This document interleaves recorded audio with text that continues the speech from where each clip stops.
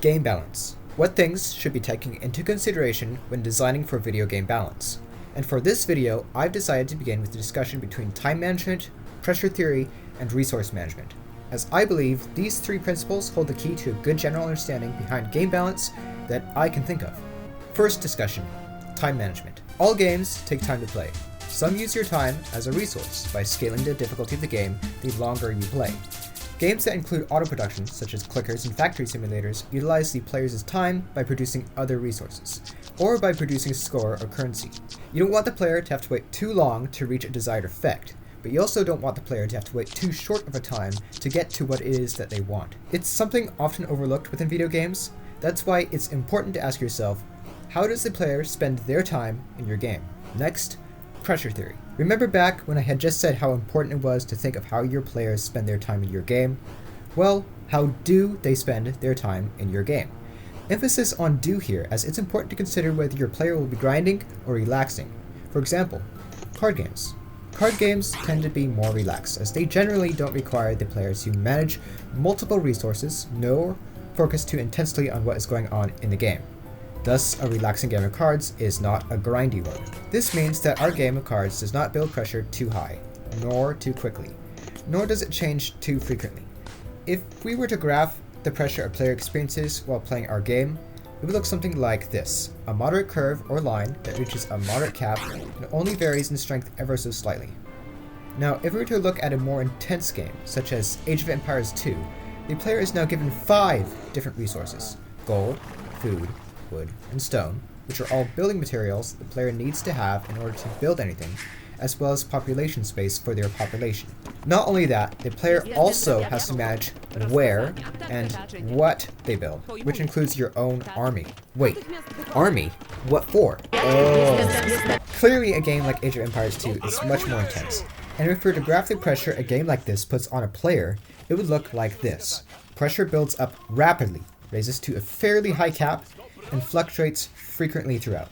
Proper evaluation in how players manage with pressure seems unimportant at first, but an improperly pressured game will lead the player into making decisions at the wrong time for the wrong reasons. So, ask yourself, how much of and when should the player feel pressured?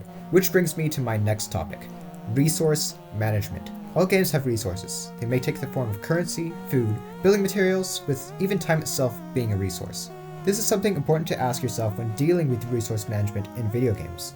Most resources fall into 3 distinct categories, which I personally like to call stock, trickle, and score. Stock resources, as I would describe them, are resources that a player stocks up in preparation for a build or a purchase. For example, in many incremental games, the player will work towards collecting a certain stock resource, let's say iron. Once the player has mined enough iron to upgrade their equipment, they must take away from their stock to purchase their desired upgrades. In fact, many currencies in video games behave as a stock resource. Trickle resources behave similarly to that of stock, but often take their buildup as fluid rather than solid. For example, energy. Say you've built a city, but all the districts are offline because you aren't supplied with enough power. The solution? Well, build a power plant. Now your city is sufficiently running off the energy provided by the power plant. However, the energy produced by the power plant is not stocked, meaning if you were to ever destroy a power plant by accident, the trickle of energy that was once coming out from the power plant is no longer being properly supplied to your city, thus another blackout.